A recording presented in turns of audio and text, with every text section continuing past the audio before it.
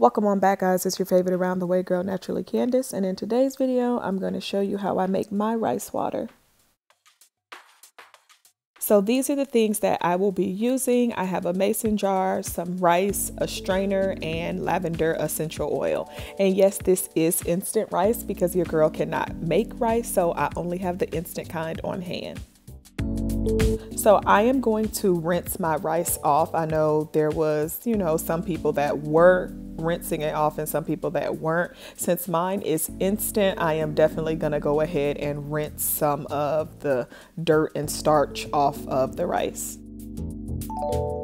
So I just pour the rice into the strainer first, and then I rinse it off, and then I dump it into the mason jar. I was having a little difficulty just dumping it from the strainer to the mason jar, so I grabbed a spoon to help spoon the rice out into the mason jar. So I did about 3 scoops of my little strainer of rice. I wanted to just make sure I had enough rice to coat the bottom of my mason jar.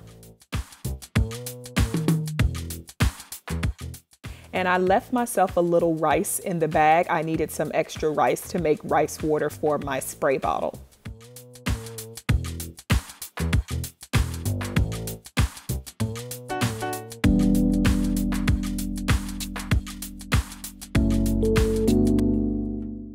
And once I had all of the rice in the mason jar, I just filled the mason jar up to the top with water, like not all the way completely to the top. I did leave a little room because when you ferment, it is going to expand. So I filled it pretty much to the brim surface. And the last thing that I'm going to do before I seal it up is add a few drops of my lavender essential oil. I've heard terror stories about how bad the rice water smells, so I went ahead and dropped some lavender oil in it to help with the smell.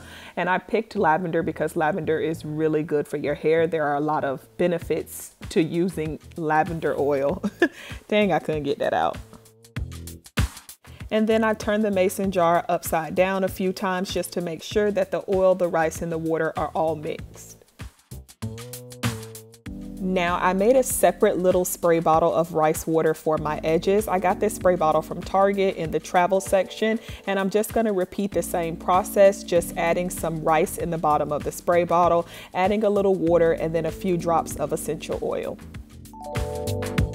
I forgot to rinse this water off in the spray bottle, so that's what I'm doing now, just adding some water, then draining the water to rinse some of the dirt and starch off before actually adding the water that I want to ferment.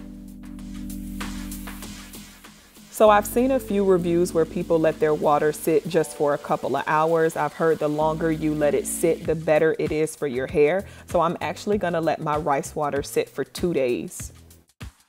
So this is what it looks like when I first finish it. I'm actually just gonna leave it to sit on my counter, and I'm gonna come back and show you what it looks like in about 12 hours.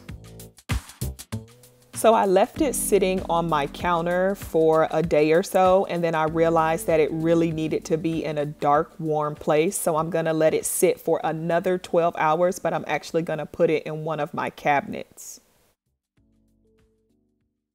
So it has officially been 2 days and some change, and I am getting ready to transfer the rice water from the mason jar into a spray bottle. As you can see, it fermented up really well. You can tell the fermentation is there because of how cloudy the water is. So I'm just going to grab my strainer and a measuring cup, and I am going to pour the water over the strainer to make sure none of the rice falls into the water. And then I'm going to take the water from the measuring cup and add it to my spray bottle.